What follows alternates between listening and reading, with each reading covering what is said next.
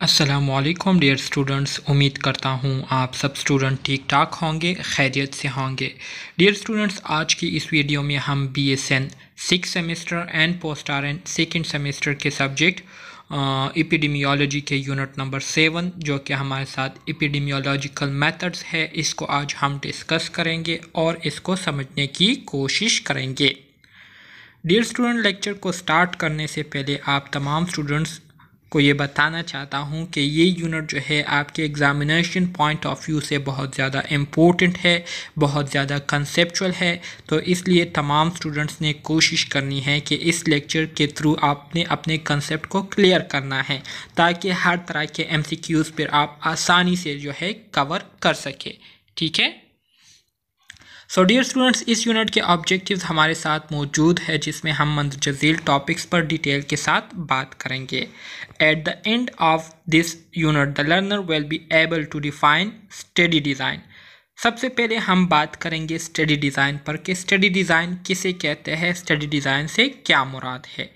इसी तरह से फिर हम डिस्कस करेंगे क्लासिफिकेशन ऑफ स्टडी डिज़ाइन। हमारे साथ स्टडी डिज़ाइन के कितने क्लासेस है, ठीक है, उसको हम डिटेल के साथ डिस्कस करेंगे। इसके अलावा डिस्क्रिप्टिव स्टडी डिज़ाइन किसे कहते हैं, एनालिटिकल स्टडी डिज़ाइन किसे कहते हैं, इसमें हम क्या करते हैं, ठीक है। तो इसको आज के लेक्चर में हम डिटेल के साथ डिस्कस करेंगे। इंशाल्लाह इसको हम मुकम्मल तौर पर अंडरस्टैंड करेंगे, किसी किस्म की कन्फ्यूजन जो है हम नहीं छोड़ेंगे और अपने आप को इस पर मुकम्मल तौर पर क्लियर करेंगे। ठीक है। सो सबसे पहले बात करते हैं स्टडी डिज़ाइन की।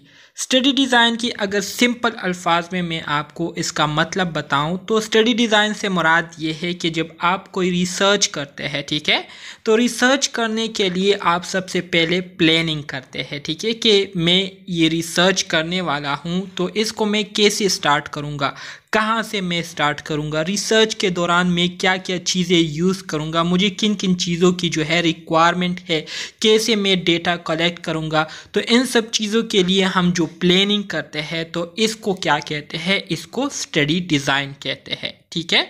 यहाँ पर आपको एक सिंपल डेफिनेशन दी गई है जिसमें कहते हैं a study design is a specific plan और protocol for conducting the study which allow the investigator to translate the conceptual hypothesis into an operational one is called study design.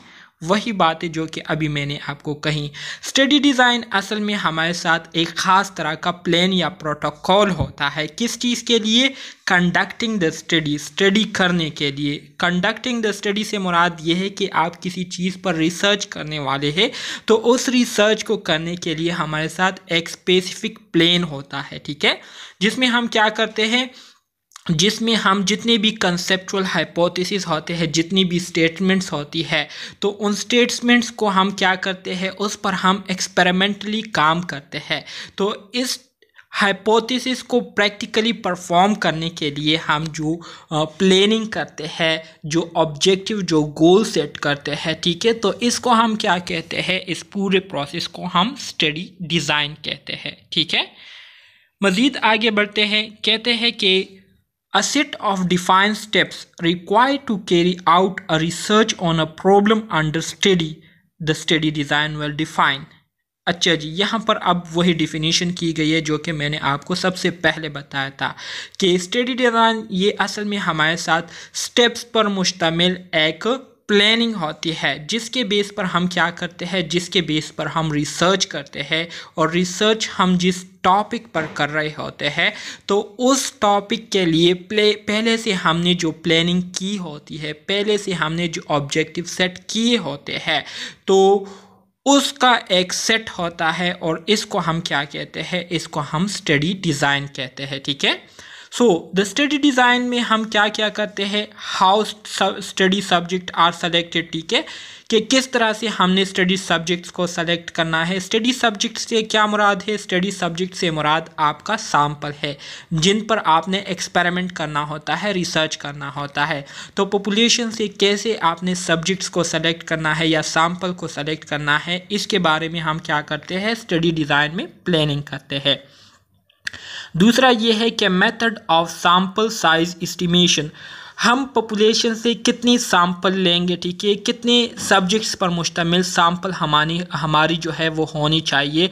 So sample size को किस तरह से जो है हम estimate करेंगे, ठीक है, सैंपल साइज़ जो है हमने कितना जो है रखना है। तो इसके मेथड के बारे में जो है हम क्या करते हैं, स्टडी डिज़ाइन के ज़रिए प्लानिंग करते हैं। इसी तरह से procedure of data collection, data हम कैसे कलेक्ट करेंगे, किस प्रोसीजर्स के ज़रिए कलेक्ट करेंगे, तो इसके लिए हम क्या करते हैं, स्टडी डिज़ाइन के ज़रिए प्लानिंग करते हैं। प्रोसीजर ऑफ डेटा एनालिसिस, जो डेटा हम कलेक्ट कर लेते हैं तो उसको हम एनालाइज कैसे करेंगे, तो उसके प्रोसीजर के बारे में स्टडी डिज़ाइन के ज़रिए जो है हमें क्या होती है, हमें गाइडलाइंस मिलती है। इसके साथ साथ type of statistical test require, जो डेटा हमने कलेक्ट किया है, जो हाइपोथेसिस हमने बनाए हैं, डेवलप्ड किए हैं, तो इन हाइपोथेसिस को टेस्ट करने के लिए हमें किस तरह के टेस्ट रिक्वायर है, ठीक है। तो इन सब चीज़ों के बारे में हमें जो गाइडेंस मिलती है तो उसको हम क्या कहते हैं, उसको हम स्टडी डिज़ाइन कहते हैं, और वो गाइडेंस हमें स्टडी डिज़ाइन के ज़रिए ही मिलती है। The proof for evidence-based medicines is all collected via research which uses a variety of study design, ठीक है। इसी तरह से हमारे साथ जो एविडेंस बेस्ड मेडिसिन होते हैं, ठीक है, तो इसके लिए हम जो डेटा कलेक्ट करते हैं तो ये भी हम किस चीज़ के ज़रिए कलेक्ट करते हैं, ये भी हम रिसर्च करके उसके ज़रिए डेटा कलेक्ट करते हैं। और इसी तरह से इसके लिए हम मुख्तलिफ़ किस्म के स्टडी डिज़ाइन जो है यूज़ करते हैं। Different study design provide information of different quality, इसी तरह से हमारे साथ स्टडी डिज़ाइन के मुख्तलिफ़ अक़साम होते हैं, और हर किस्म की जो स्टडी डिज़ाइन है उसकी जो इंफॉर्मेशन की क्वालिटी होती है वो क्या होती है, मुख्तलिफ होती है, ठीक है। मतलब जितने भी हमारे साथ स्टडी डिज़ाइन के टाइप है तो हर एक टाइप की जो इंफॉर्मेशन क्वालिटी है, इंफॉर्मेशन को कलेक्ट करने की जो क्वालिटी है वो दूसरे टाइप से क्या होती है, मुख्तलिफ होती है। सो therefore you need to understand the strength and limitation of each type of study design as applied to a particular research purpose। so इसी मकसद के लिए जब भी हम कोई रिसर्च करते हैं तो हम अपने रिसर्च की नौइयत को देखते हुए, उसकी इम्पोर्टेंस को जानते हुए, उसके बेस पर हम एक ऐसी स्टडी डिज़ाइन जो है वो चूज़ करेंगे जो कि हमें ज़्यादा से ज़्यादा अच्छी सी अच्छी क्वालिटी की इंफॉर्मेशन जो है वो हमें प्रोवाइड कर सकती हो, ठीक है। तो ऐसे स्टडी डिज़ाइन जो है हमने क्या करने होंगे, हमने फिर सेलेक्ट करने होंगे अपने रिसर्च के लिए। और इसी तरह से किसी भी स्टडी डिज़ाइन को सेलेक्ट करने के लिए उसकी जो स्ट्रेंथ और लिमिटेशन है उसको भी हमने क्या करना होगा, जानना होगा। स्ट्रेंथ से मुराद ये है कि ये हमें किस हद तक जो है एक्यूरेट इंफॉर्मेशन दे सकती है, किस हद तक जो है हमारी जो इंफॉर्मेशन है उसको क्लियर करके हमें दे सकती है, और कौन कौन से कंडीशन में जो है इसकी हम इस्तेमालात जो है नहीं कर सकते, या कौन कौन से कंडीशन में जो है ये हमें एविडेंस बेस्ड इंफॉर्मेशन जो है प्रोवाइड नहीं कर सकती, तो इसको हम लिमिटेशन कहते हैं। तो इन सारी चीज़ों को देखते हुए हमने अपने रिसर्च के लिए प्रॉपर स्टडी डिज़ाइन क्या करना होता है, चूज़ करना होता है। अब हम आ जाते हैं क्लासिफिकेशन ऑफ एपिडेमियोलॉजिकल रिसर्च या स्टडी डिज़ाइन की तरफ। हमारे साथ स्टडी डिज़ाइन के मुख्तलिफ़ क्लासेस है, जिसमें जो मेजर क्लासेस है उसको अब हम यहाँ पर डिस्कस करेंगे। सबसे पहली जो मेजर और इम्पोर्टेंट क्लास है हमारे साथ एपिडेमियोलॉजिकल रिसर्च के लिए, तो उसको हम डिस्क्रिप्टिव रिसर्च कहते हैं, ठीक है। डिस्क्रिप्टिव रिसर्च में हम क्या करते हैं, कैसे करते हैं, इसको आगे डिटेल के साथ पढ़ेंगे। इसी तरह से जो दूसरा हमारे साथ इम्पोर्टेंट क्लास है स्टडी डिज़ाइन का, उसको हम एनालिटिकल रिसर्च कहते हैं, ठीक है, या ऑब्जर्वेशनल रिसर्च भी, या इंटरवेंशनल रिसर्च भी इसको कहते हैं। यहाँ पर अब हम बात करेंगे डिस्क्रिप्टिव रिसर्च की। डियर स्टूडेंट्स, अगर डिस्क्रिप्टिव रिसर्च को मज़ीद हम डिटेल से देखें तो इसके हमारे साथ मज़ीद दो कैटेगरीज़ है, इसको हम मज़ीद दो कैटेगरीज़ में डिवाइड करते हैं। एक को हम पॉपुलेशन बेस्ड डिस्क्रिप्टिव रिसर्च कहते हैं, और दूसरे को हम individual base individual based descriptive research कहते हैं। जो पॉपुलेशन बेस्ड डिस्क्रिप्टिव रिसर्च है तो इसमें हमारे साथ इकोलॉजिकल या कोरिलेशन रिसर्च हम करते हैं, और इंडिविजुअल बेस में हमारे साथ केस रिपोर्टिंग रिसर्च आ जाती है, ठीक है। इसी तरह से केस सीरीज रिसर्च आ जाती है, और इसके साथ साथ क्रॉस सेक्शनल सर्वे आ जाते हैं। ये बहुत ज़्यादा इम्पोर्टेंट है। MCQs पॉइंट ऑफ व्यू से आपके एग्जाम में आपसे पूछ सकते हैं कि which of the following is the type of descriptive research. तो आपको एनालिटिकल रिसर्च के ऑप्शन दिए होंगे, जिसमें एक ऑप्शन जो है आपको इससे जो है दिया गया होगा, मतलब केस रिपोर्टिंग या केस सीरीज़ या इकोलॉजिकल या कोरिलेशन रिसर्च, ठीक है। तो आपको ये सारी चीज़ें जो है याद होने चाहिए, क्योंकि यही जो है आपके एग्ज़ाम में आएंगे, यही जो है आपके ऑप्शन होंगे। सो अगर आपको याद होंगे तो आप बेहतर तरीके से सही मार्किंग कर सकेंगे। अब आ जाते हैं एनालिटिकल रिसर्च की तरफ। अगर हम एनालिटिकल रिसर्च को डिटेल से स्टडी करते हैं तो इसके भी हमारे साथ दो सब कैटेगरीज है, जिसमें जो पहली कैटेगरी है इसको हम ऑब्जर्वेशनल रिसर्च कहते हैं, ठीक है, और दूसरी जो कैटेगरी है इसको हम एक्सपेरिमेंटल या इंटरवेंशनल रिसर्च कहते हैं। ऑब्जर्वेशन को अगर हम मज़ीद क्लासीफाई करें तो इसके हमारे साथ 3 कैटेगरीज बनती है, जिसमें एक हमारे साथ कोहॉर्ट स्टडी आती है, ठीक है, वेरी इंपॉर्टेंट है MCQs पॉइंट ऑफ व्यू से। दूसरी हमारे साथ केस कंट्रोल स्टडी आती है, और तीसरी जो है हमारे साथ क्रॉस सेक्शनल स्टडी आती है, ठीक है।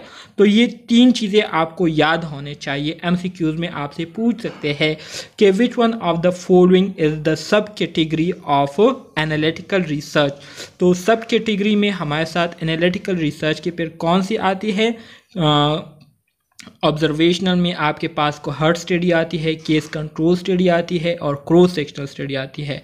जबकि एक्सपेरिमेंटल या इंटरवेंशनल रिसर्च में आपके पास रेंडमाइज कंट्रोल ट्रायल आता है और क्वाज़ी एक्सपेरिमेंटल स्टडी आती है, ठीक है। तो आप लोगों ने बिल्कुल ये जो स्ट्रक्चर मैंने आपको दिया हुआ है, पहले तो आप लोगों ने इस स्ट्रक्चर को याद करना है कि हमारे साथ एनालिटिकल रिसर्च है। एनालिटिकल रिसर्च के हमारे साथ 2 मेजर कैटेगरीज है, जिसमें एक ऑब्जर्वेशनल है और दूसरा एक्सपेरिमेंटल है, ठीक है, या इंटरवेंशनल है।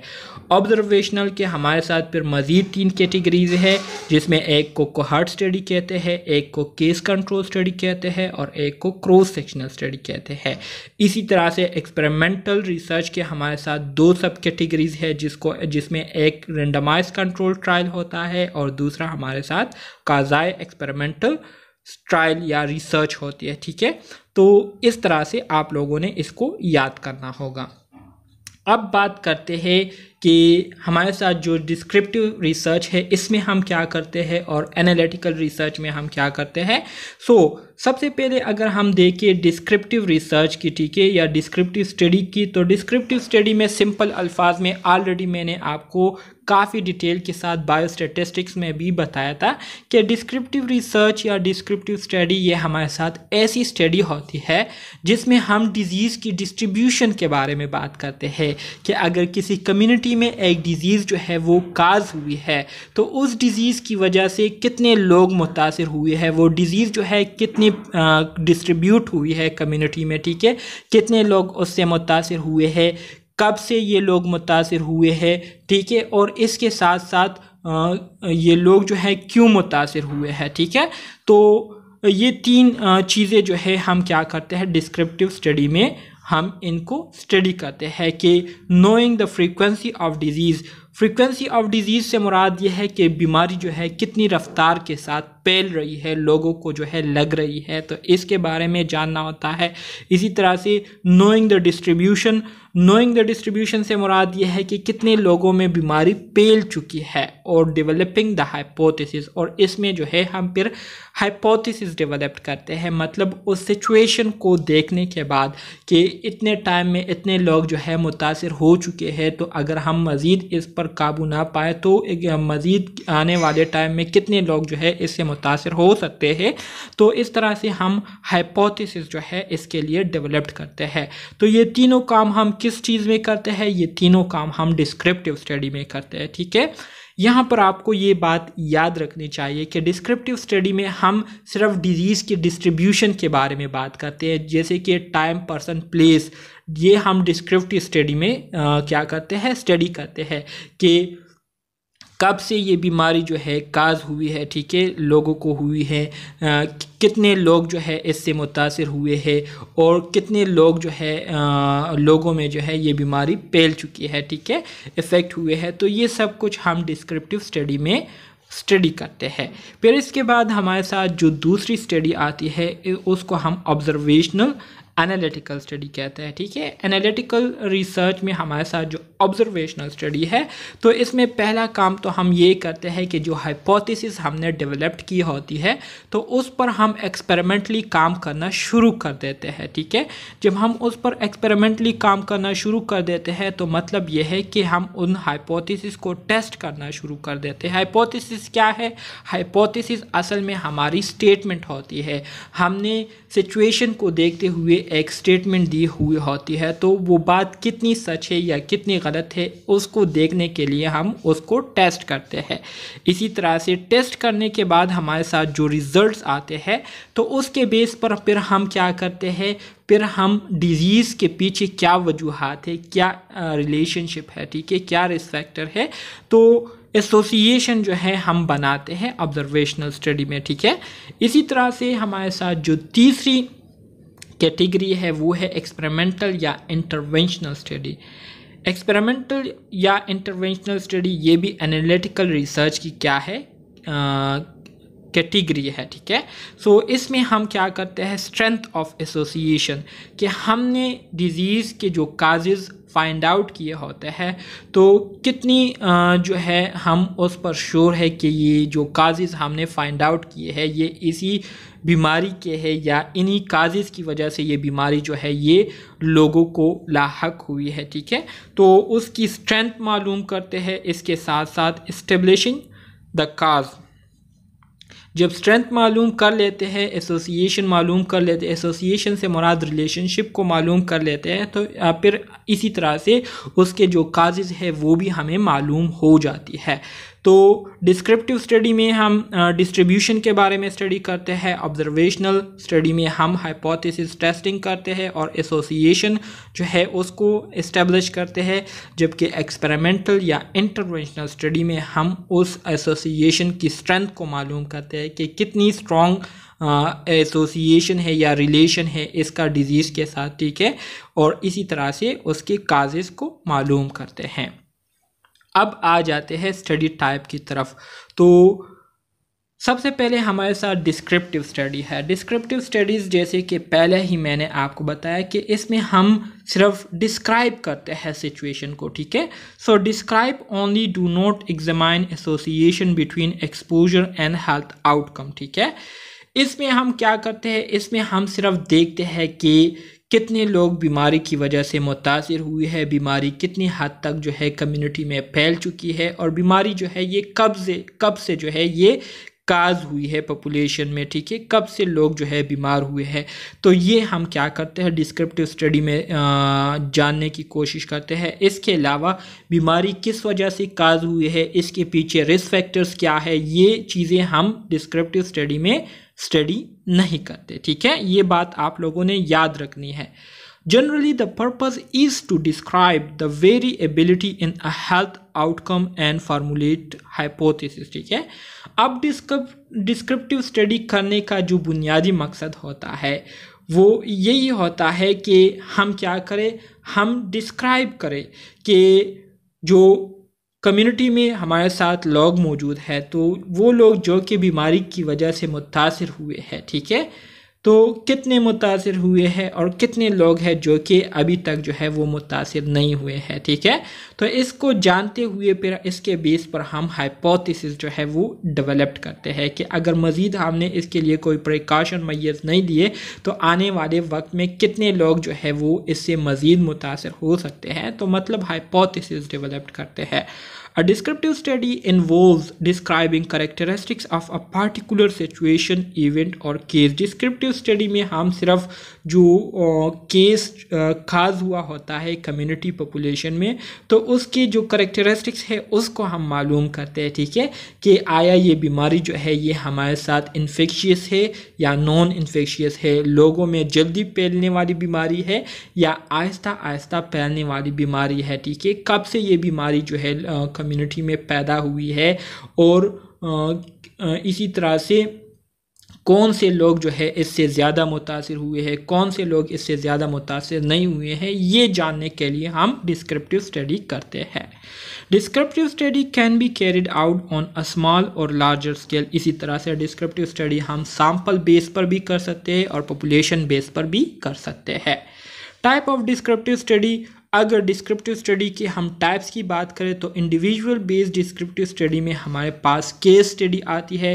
केस स्टडी से सिंपल अल्फाज में मुराद ये है कि एक ही टाइम पर आप एक डिजीज़ को क्या करते हैं, स्टडी करते हैं, तो इसको हम क्या कहते हैं, केस स्टडी कहते हैं। So a study of one disease individual providing a detailed description of an outcome disease an uncommon disease provide timely और रेयर इंफॉर्मेशन, ठीक है। केस स्टडी ये हमारे साथ ऐसी स्टडी होती है जिसमें हम एक डिजीज़ के बारे में क्या करते हैं, डिटेल के साथ स्टडी करते हैं और इसी तरह से उसको हम क्या करते हैं, उसको हम अंडरस्टैंड करने की कोशिश करते हैं, उसके बारे में हम इंफॉर्मेशन हासिल करने की कोशिश करते हैं। या आप इस तरह से भी केस स्टडी को डिफ़ाइन कर सकते हैं कि a single patient clinical history is describe in detail, कि एक सिंगल पेशेंट है उसकी जो क्लिनिकल हिस्ट्री होती है उसको हम डिटेल के साथ डिस्क्राइब करते हैं, फिर उसको हम डिस्कस करते हैं, ठीक है, लिटरेचर के साथ, in relation to the literature, मतलब हमारे पास जो लिटरेचर है, जो किताबें हैं, उसके साथ हम उस डिज़ीज़ को क्या करते हैं, स्टडी करते हैं और इसी तरह से हमारे पास जो इंफॉर्मेशन आती है तो ये हमारे साथ केस स्टडीज़ के बेस पर होती है, ठीक है। और इसी तरह से ऐसे स्टडी में हम जो केसेस स्टडी करते हैं तो वो हमारे साथ ज़्यादातर रेयर अनयूजुअल केसेस होते हैं, ठीक है। फिर इसके बाद हमारे साथ केस सीरीज़ आता है। केस सीरीज़ जो है ये केस स्टडी के बिल्कुल अपोजिट है। केस स्टडी में जैसे कि मैंने आपको बताया कि एक ही डिजीज़ पर हम डिटेल के साथ स्टडी करते हैं एक टाइम पर, जबकि केस सीरीज़ में हम एट अ टाइम बहुत सारे डिजीज़ को क्या करते हैं, स्टडी करते हैं, ठीक है। So a study of multiple occurrence of unusual cases that have similar characteristic. Unusual cases से मुराद ये है जो कि नए हो, जो कि पहले कभी ना हुए हो, तो उसको जो है इस तरह के बहुत सारी बीमारियों को हम क्या करते हैं, एक ही टाइम पर स्टडी करते हैं। Investigator can calculate the frequency of symptoms और characteristics of people with the disease. और इसी तरह से जो इन्वेस्टिगेटर होते हैं, जो रिसर्चर होते हैं, तो फिर वो क्या करते हैं, जो पेशेंट होते हैं उनमें इन बीमारियों के जो सिम्टम और करेक्टरिस्टिक्स है उसके फ्रीक्वेंसी को क्या करते हैं, कैलकुलेट करते हैं। रिजल्ट्स में generate causal hypothesis, causal hypothesis, neither a case study nor a case series include comparison group. और इसी तरह से इसके जो रिजल्ट्स है उसके बेस वो जब हम देखते हैं तो वो हमें काजल हाइपोथेसिस देती है। काजल हाइपोथेसिस से मुराद ये है कि बीमारी के पीछे जो वजूहात है उसके बारे में हमें क्या करती है, उसके बेस पर हम क्या करते हैं, स्टेटमेंट हमें देती है। इसके अलावा केस सीरीज़ और केस स्टडी दोनों में किसी किस्म की ग्रुप कंपैरिजन हम नहीं करते, ठीक है। ये बातें जो है ये वो बातें हैं जो कि आपके एग्ज़ाम में आने वाले हैं, कंसेप्चुअल बातें हैं, तो इसलिए आप मेरी बातों को गौर से सुना करें और अंडरस्टैंड करने की कोशिश किया करें कि मैं जो बातें कह रहा हूँ इसका क्या मतलब है, ठीक है। बार बार मैं आपको ये बता रहा हूँ, इस बात पर आप स्टूडेंट को कंपेल कर रहा हूँ कि ये यूनिट बहुत ज़्यादा इम्पोर्टेंट है, सो इसलिए आप लोगों ने गौर से सुनना है। यहाँ पर आपको दोबारा से ये बताया गया है कि जो केस रिपोर्ट या केस स्टडी होती है इसमें हम क्या करते हैं, one case of unusual finding जो कि गैर मुतवक्की केस होता है, ऐसे केसेस जो कि ज़्यादातर देखने को नहीं मिलती, तो उस तरह के केसेस में से एक को हम एट अ टाइम एक डिजीज़ को क्या करते हैं, स्टडी करते हैं। जबकि केस सीरीज़ में हम बहुत सारे केसेस को जो है एट अ टाइम क्या करते हैं, स्टडी करते हैं। सिंपल कंसेप्ट है। फिर इसके बाद आ जाता है क्रॉस सेक्शनल सर्वे। क्रॉस सेक्शनल सर्वे का क्या मतलब है? क्रॉस सेक्शनल सर्वे से मुराद ये है कि जो रिसर्चर होते हैं या जो इंस्टीट्यूट होती है जो कि रिसर्च कर रही होती है, तो वो किसी ख़ास पॉपुलेशन या कम्युनिटी विज़िट करती है और वहाँ विज़िट करने के बाद सर्वे करती है। और सर्वे का बेसिक मकसद जो है वो यही होता है कि उस कम्युनिटी में पहले से जो मौजूद केसेस होते हैं, मतलब जो प्रेवलेंस होती है, उसको मैयर करना होता है, उसके बारे में जो है डेटा गैदर करना होता है, उसको स्टडी करना होती है। तो इस तरह की जो स्टडी है इसको हम क्रॉस सेक्शनल सर्वे कहते हैं। जैसे कि यहाँ पर आपको बताया गया है कि सब्जेक्ट और institution are surveyed in order to the prevalence of health outcome और कैरेक्टरिस्टिक्स ऑफ द पॉपुलेशन। ठीक है, कि जो सब्जेक्ट या जो इंस्टीट्यूशंस होती है वो क्या करती है, सर्वे करती है, और इसी तरह से जो प्रेवलेंस होती है, हेल्थ से रिलेटेड जितनी भी प्रेवलेंस होती है उसको क्या करती है, उसके बारे में डेटा गैदर करती है। डियर स्टूडेंट्स, अब हम डिस्क्रिप्टिव स्टडी की जो दूसरी कैटेगरी है, जो कि हमारे साथ पॉपुलेशन बेस्ड डिस्क्रिप्टिव स्टडी होती है, उसमें हमारे साथ जो कैटेगरी आती है ecological study. So ecological study में हम क्या करते हैं, an ecological study focus on group of people as the unit of analysis. ठीक है, इसमें हम क्या करते हैं, इसमें हम एक के बजाय क्या करते हैं, एक के बजाय ग्रुप ऑफ पीपल्स को डिस्क्राइब करते हैं, उनके बारे में हम स्टडी करते हैं, एनालिसिस करते हैं। ठीक है, the variables include measurement taken at the group level. ठीक है, और इसी तरह से जितने भी हम वेरिएबल्स लेते हैं, ठीक है, या उनकी मेजरमेंट करते हैं, तो वो ग्रुप लेवल पर करते हैं। जैसे कि इन्फेंट मोर्टेलिटी रेट हो गई। ठीक है, इन्फेंट मोर्टेलिटी रेट को अगर आप देखें तो इसमें हम जितने भी इन्फेंट्स होते हैं, इन्फेंट्स पॉपुलेशन होती है, ठीक है, तो उनके बारे में हम क्या करते हैं, स्टडी करते हैं, और डिफरेंट कम्युनिटीज़ या कंट्रीज़। मज़ीद आगे बढ़ते हैं। Types of observational analytical study. Observational analytical study की अगर हम टाइप्स की बात करें तो एनालिटिकल स्टडी में एक हमारे साथ जो ऑब्जर्वेशनल है उसके 3 कैटेगरीज है। ठीक है, जिसमें एक हमारे साथ क्रॉस सेक्शनल कंपैरेटिव स्टडी है, दूसरा हमारे साथ केस कंट्रोल स्टडी है, और तीसरी हमारे साथ कोहर्ट स्टडी है। ठीक है, बहुत ही ज़्यादा इम्पोर्टेंट टॉपिक्स है, बहुत ही ज़्यादा कंसेप्चुअल है, तो इसलिए आप लोगों ने इसको गौर से सुनना है और अंडरस्टैंड करने की कोशिश करनी है। वही बात है कि क्रॉस सेक्शनल स्टडी है, केस कंट्रोल स्टडी है, और कोहर्ट स्टडी है। ठीक है, अगर हम क्रॉस सेक्शनल स्टडी की बात करें तो क्रॉस सेक्शनल स्टडी में हम क्या करते हैं, क्रॉस सेक्शनल स्टडी में एट अ टाइम हम क्या करते हैं, डिजीज़ को भी स्टडी करते हैं और एक्सपोजर के हवाले से भी हम डेटा कलेक्ट करते हैं। ठीक है, इसी तरह से जो केस कंट्रोल स्टडी है, तो केस कंट्रोल स्टडी में हम क्या करते हैं, जो प्रेजेंट टाइम होता है उसमें हम डिज़ीज़ के बारे में स्टडी करते हैं और वो डिज़ीज़ किस वजह से काज हुई है, मतलब उसके जो एक्सपोजर है उसके बारे में हम स्टडी करते हैं। ठीक है, जबकि कोहर्ट में हम क्या करते हैं, एट अ टाइम सबसे पहले एक्सपोजर की बात करते हैं कि अगर कोई कम्युनिटी, कोई पॉपुलेशन या ग्रुप ऑफ पीपल जो है वो किसी एनवायरनमेंट को एक्सपोज हो जाए, तो आया एक्सपोज होने की वजह से उनमें कोई बीमारी जो है फ्यूचर में काज होगी या नहीं, तो ये सब कुछ हम जो है कोहर्ट स्टडी में करते हैं। ठीक है, सो design of cross sectional study. Cross sectional study के लिए हम क्या करते हैं, क्रॉस सेक्शनल स्टडी के लिए सबसे पहला काम हमारा ये होता है कि एक ख़ास पॉपुलेशन को हम सेलेक्ट करते हैं और उस पॉपुलेशन से हम क्या करते हैं, सैंपल सेलेक्ट करते हैं। ठीक है, हमारे पास 2 तरह के सैंपल होते हैं, एक हमारे साथ एक्सपोज ग्रुप सैंपल होता है, ठीक है, और एक हमारे साथ अनएक्सपोज ग्रुप सैंपल होता है। ठीक है, अनएक्सपोज ग्रुप सैंपल होता है।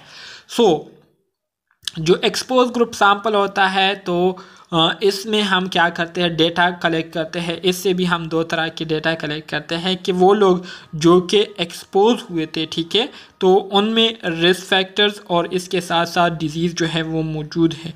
वो लोग जो कि एक्सपोज हुए थे लेकिन इसके बावजूद उनमें रिस्क फैक्टर्स जो है वो मौजूद नहीं है और बीमारी जो है उनमें मौजूद है, ठीक है। इसी तरह से जो अनएक्सपोज ग्रुप है, तो इसमें भी हमारे साथ दो तरह के लोग होते हैं। एक तो वो लोग होते हैं, ठीक है, जो कि अनएक्सपोज होते हैं, मतलब उस कम्युनिटी या उस इन्वायरमेंट को एक्सपोज नहीं हुए होते लेकिन फिर भी उनमें उस बीमारी के जो रिस्क फैक्टर्स हैं वो मौजूद होते हैं लेकिन वो बीमारी जो है उनमें मौजूद नहीं होती। इसी तरह से वो लोग जो कि ना ही एक्सपोज हुए होते हैं और ना ही उनमें कोई उस रिस्क फैक्टर से रिलेटेड कोई बीमारी मौजूद होती है, ठीक है। तो इस तरह से आप लोगों ने डेटा लेना होता है।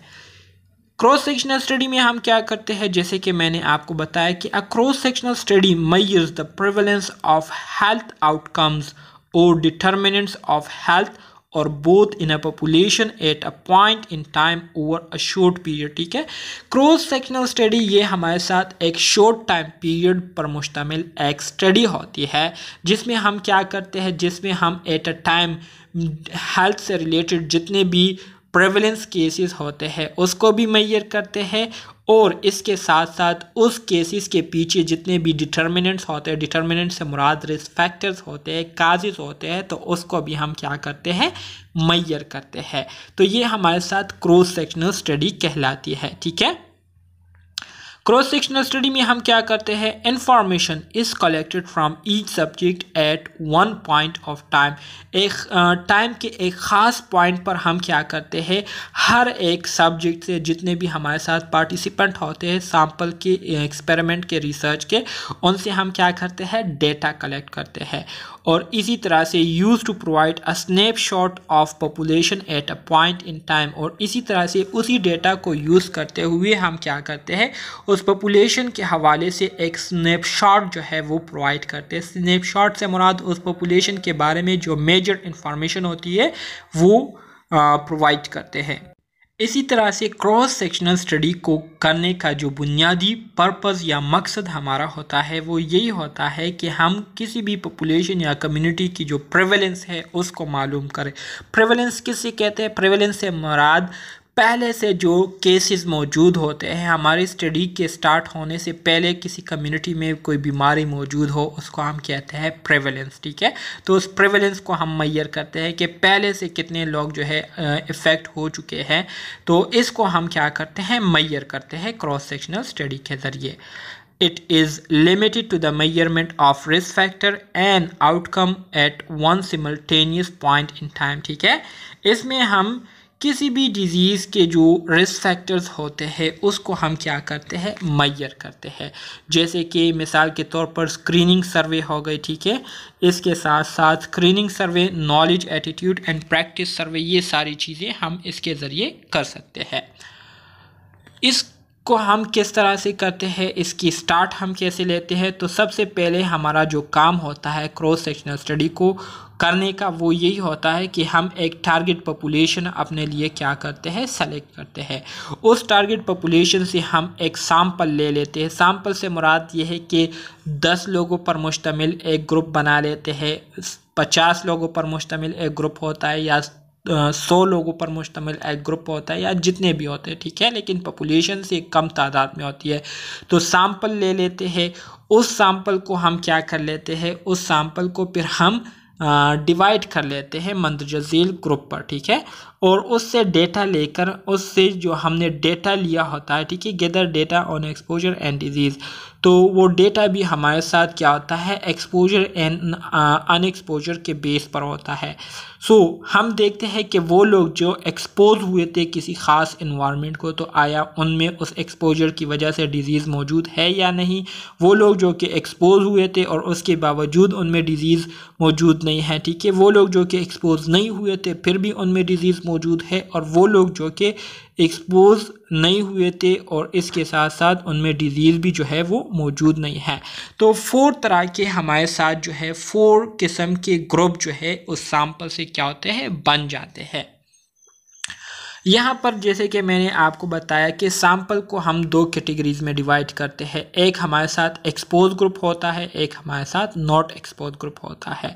सो हम देखते हैं कि वो लोग जो कि एक्सपोज हुए थे, मतलब किसी माहौल में उन्होंने जो है वो स्टे किया था, ऐसा माहौल जो कि इन्फेक्टेड था, जहाँ पर गंदगी बहुत ज़्यादा थी या वहाँ का जो सफाई सुथराई का माहौल है वो बहुत ज़्यादा ख़राब था, वहाँ पर उन्होंने कुछ टाइम के लिए स्टे किया था। तो स्टे करने के बाद जब वो अपने इलाके वापस आए तो इनमें किस तरह के हालात पाए गए, ठीक है। तो इसको हम एक्सपोज कहते हैं। नॉट एक्सपोज से मुराद ये है कि वो लोग जो कि इस तरह के माहौल से बचे हुए थे। सो एक्सपोज ग्रुप में हमारे साथ मिसाल के तौर पर ए और बी है, ठीक है, और अनएक्सपोज ग्रुप में हमारे साथ सी और डी है, ठीक है। सो ऊपर आपके पास डिजीज़ वाला ग्रुप है और दूसरा आपके पास नो डिजीज़ है। सो एक्सपोज ग्रुप में अगर हम देखें तो ए वाला जो बंदा है, ठीक है, ए बंदा जो है इसको बीमारी हो चुकी है क्योंकि ये एक्सपोज हुआ था, इस वजह से इसको बीमारी हुई। जबकि दूसरा बंदा जो है बी, ये भी एक्सपोज हुआ था लेकिन फिर भी इसमें जो है डिजीज़ जो है वो काज नहीं हुई। इसके अलावा वो बंदा जो कि उस माहौल को बिल्कुल उसने देखा ही नहीं था लेकिन फिर भी उसमें डिजीज़ काज हो गई, और वो बंदा जिसने देखा नहीं था और इसके साथ साथ वो किसी भी किस्म की बीमारी से क्या था, आज़ाद था, मतलब उसमें बीमारी नहीं थी। सो अगर एक्सपोजर के बेस पर हम देखें, ठीक है, अगर एक्सपोजर के बेस पर हम स्टडी करें सैंपल को, तो वो ग्रुप जो कि एक्सपोज हुए थे, ठीक है, तो एक्सपोज होने की वजह से जिनमें डिजीज़ काज हुई तो उसमें एक हमारे साथ ए आता है और दूसरा हमारे साथ बी आता है, ठीक है, एक्सपोजर के बेस पर अगर हम बात करें। अगर नॉट एक्सपोजर की बात या अगर डिजीज़ के बेस पर हम बात करें तो वो लोग जो जिनमें डिजीज़ काज हुई थी तो उसमें आपके पास ए भी आता है, और अनएक्सपोज के बेस पर अगर हम बात करें तो उसमें आपके पास ए भी आता है। इसको भी क्या हुई, इसको ये जो है इसमें ये एक्सपोज हुआ था और एक्सपोज होने के साथ साथ इसमें डिजीज़ काज हुई, ठीक है। और इसी तरह से ये बी जो है ये भी एक्सपोज हुआ था लेकिन इसके बावजूद इसमें जो है डिजीज़ काज नहीं हुई। तो इसको आगे हम स्लाइड में डिस्कस करते हैं, वहाँ पर आपको इसकी आसानी से समझ आ जाएगी। सो यहाँ पर देखिए, prevalence of exposure compare in disease and non disease, ठीक है। अगर एक्सपोजर के बेस पर हम प्रेवलेंस की बात करें, मतलब वो लोग जो कि एक्सपोज हुए थे, ठीक है, तो एक्सपोज होने की वजह से उनमें बीमारी, एक्सपोज होने की वजह से किन लोगों में बीमारी है, किन लोगों में बीमारी नहीं है, तो प्रेवलेंस एक्सपोजर के बेस पर हमारे पास जिनमें बीमारी जो है वो काज हुई थी, ठीक है, तो इसमें आपके पास क्या आता है, ए आता है, मतलब ये वाला ग्रुप आता है, ठीक है, जिसको मैं सर्कल कर रहा हूँ, ये वाला ए सी वाला पॉपुलेशन आता है, क्योंकि इसमें ए जो है ये एक्सपोज हुआ था और सी जो है ये एक्सपोज नहीं हुआ था, लेकिन फिर भी इसमें इन दोनों में डिजीज़ काज हुई। सो ए वाला ग्रुप जो है ये एक्सपोज हुआ था, इसमें डिजीज़ काज हुई थी, और टोटल पॉपुलेशन इसकी क्या आती है, टोटल पॉपुलेशन इनकी ए सी आती है, तो इस वजह से हमने ए प्लस सी लिखा हुआ है। सो ए डिवाइड बाय ए प्लस सी, ये हमारे साथ प्रेवलेंस आ जाता है एक्सपोजर के बेस पर, ठीक है, और इनमें डिजीज़ काज हुई। इसी तरह से जो बी एंड डी है, ठीक है, बी एंड डी, ये हमारे साथ वो पॉपुलेशन है जो कि एक्सपोज हुए थे लेकिन फिर भी इनमें डिजीज़ काज नहीं हुई, ठीक है। तो बी जो है ये एक्सपोज हुआ था, इस वजह से इसमें जो है इसके बावजूद इसमें डिजीज़ काज नहीं हुई, और इसी तरह से डी जो है ये एक्सपोज नहीं हुआ था, इस वजह से इसमें डिजीज़ काज नहीं हुई। So b divided by b plus d, ये आपके पास ये आ गया। इसी तरह से अगर prevalence of disease compare in expose and non expose, अगर डिजीज़ के बारे में हम जानने की कोशिश करें एक्सपोज और नॉन एक्सपोज के बेस पर कि वो ग्रुप जो कि एक्सपोज हुआ था उनमें डिजीज़ काज हुई है और वो ग्रुप जो कि एक्सपोज नहीं हुआ था उनको देखें, तो वो ग्रुप जो कि एक्सपोज हुए थे वो हमारे साथ ए बी है, तो इसमें ए में जो है बीमारी काज हुई और बी में नहीं हुई। टोटल पॉपुलेशन इनकी क्या है, ए प्लस बी है, ठीक है। सो यहाँ पर हमने ए जो है ये वो बंदा है जिनको बीमारी हुई है एक्सपोज होने की वजह से, और टोटल पॉपुलेशन इनकी क्या है, ए प्लस बी है, तो इस वजह से a divided by a plus b आ गया। इसी तरह से अगर नॉन एक्सपोज ग्रुप को देखें तो नॉन एक्सपोज ग्रुप में आपके पास टोटल पॉपुलेशन क्या है, C+D है, जिनमें C को जो है एक्सपोज ना होने के बावजूद इनमें डिजीज़ काज हुई है।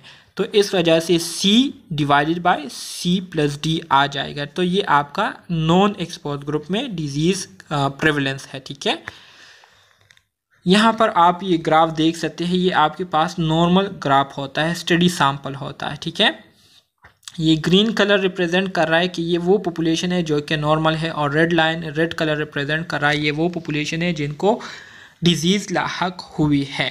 ठीक है, so prevalence of risk factor in study sample, goal इनका क्या होता है, क्रॉस सेक्शनल स्टडी का जो बुनियादी मकसद होता है वो यही होता है कि हम किसी भी पॉपुलेशन की डिजीज़ और रिस्क के बारे में हम स्नैपशॉट दें। स्नैपशॉट से मुराद एक सरसरी इंफॉर्मेशन जो है वो प्रोवाइड करें।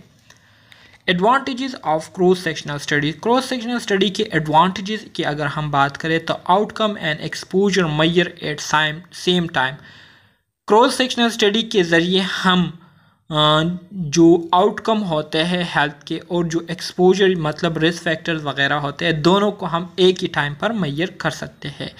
इसी तरह से अगर हम इसको मज़ीद स्टडी करते हैं तो इसके ज़रिए हम जो डिजीज़ या हेल्थ आउटकम के साथ जितने भी एसोसिएशन होती है उसको भी हम अनकवर कर सकते हैं।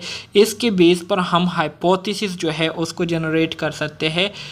क्रॉस सेक्शनल स्टडी ये हमारे साथ एक बहुत क्विक और चीप मेथड है स्टडी करने का। ठीक है, इसके साथ साथ ये सबसे बेहतरीन तरीका है प्रेवलेंस को मालूम करने का। इसके अलावा इसमें हम जो डेटा कलेक्ट करते हैं तो डेटा कलेक्ट करने का मेथड जो है वो क्वेश्चनियर बेस या हम डेटा कलेक्ट करते हैं या इंटरव्यू बेस जो है हम डेटा कलेक्ट करते हैं। ठीक है, ये जो है ये हमारे साथ बहुत ज़्यादा यूज़फुल है प्रैक्टिसेस की असेसमेंट के लिए, attitude, knowledge, believe, utilization of services को असेस करने के लिए। ठीक है, इसके अलावा can be conduct to assess the health care needs of the population, population के हेल्थ के हवाले से जितने भी नीड्स है उसको जानने के लिए भी हम क्रॉस सेक्शनल स्टडी कर सकते हैं। Helpful in measuring access and utilization of health services, इसी तरह से क्रॉस सेक्शनल स्टडी ये हमारे लिए इसलिए भी बहुत ज़्यादा हेल्पफुल होती है कि इसके ज़रिए हम किसी भी पॉपुलेशन में जितने भी हेल्थ सर्विसेज होती है तो उसके बारे में हम डेटा गैदर कर सकते हैं कि आया उस पॉपुलेशन को वो हेल्थ सर्विसेज मिल रही है या नहीं, उसका बाकायदा से इस्तेमाल हो रहा है या नहीं। Provide information between disease and various variable, इसी तरह से क्रॉस सेक्शनल स्टडी के ज़रिए हम मुख्तलिफ डिजीज़ और उसके जो वेरिएबल होते हैं उसके बारे में इंफॉर्मेशन गैदर कर सकते हैं। Provide information regarding distribution of disease, इसी तरह से एक बीमारी किस हद तक फैल चुकी है उसके बारे में भी हमें क्रॉस सेक्शनल स्टडी इंफॉर्मेशन देती है। इसके साथ साथ ये हमें बर्डन ऑफ डिजीज़ मतलब एक पॉपुलेशन में कितने लोग जो है वो बीमारी का शिकार हुए हैं, कितने लोग जो है बीमारी के जद में है। ठीक है, तो उसके बारे में भी हम जान सकते हैं। So helpful for planning purpose, so cross sectional study जो है ये बहुत ज़्यादा हेल्पफुल है, इसके ज़रिए हम इफ़ेक्टिव प्लानिंग जो है कर सकते हैं। ठीक है, लिमिटेशन की अगर हम बात करें तो इसकी ये हमारे साथ नो टेम्पोरल या टाइम सीक्वेंस, इसमें किसी किस्म के टाइम सीक्वेंस या टेम्पोरल नहीं है। ठीक है, मतलब ये हमें ये नहीं बताता कि पहले काज जो है ये हुआ था या पहले डिजीज़ जो है ये हुई थी। ठीक है, so give no information whether which come first, मतलब काज पहले हुआ था या डिजीज़ पहले हुआ था। Gives no idea about natural history of disease और एटियोलॉजी, ये हमें नेचुरल हिस्ट्री ऑफ डिजीज़ जो कि ऑलरेडी मैंने काफ़ी डिटेल के साथ आपको बताया है। ठीक है, उसके बारे में हमें इंफॉर्मेशन नहीं देती। यूनिट नंबर 3-4 को अगर आपने नहीं पढ़ा है तो उसको पढ़े, नेचुरल हिस्ट्री ऑफ डिजीज़ बहुत ज़्यादा इंपॉर्टेंट है MCQs पॉइंट ऑफ व्यू से। Give no measure of new cases occurrence, इसी तरह से क्रॉस सेक्शनल स्टडी जो है ये हमें इंसिडेंट्स के बारे में किसी किस्म की इंफॉर्मेशन जो है प्रोवाइड नहीं करती, और ये जो है रेयर एक्सपोजर या रेयर डिजीज़ के लिए भी बहुत ज़्यादा फ़ायदेमंद नहीं है, उसको हम इसके ज़रिए स्टडी नहीं कर सकते। तो डियर स्टूडेंट्स, आज के लिए इतना काफ़ी है। इंशाल्लाह नेक्स्ट लेक्चर में इसके पार्ट 2 को हम कंटिन्यू करेंगे और इसको मज़ीद अंडरस्टैंड करने की कोशिश करेंगे। तो मिलते हैं नेक्स्ट लेक्चर में, तब तक के लिए अल्लाह हाफिज़।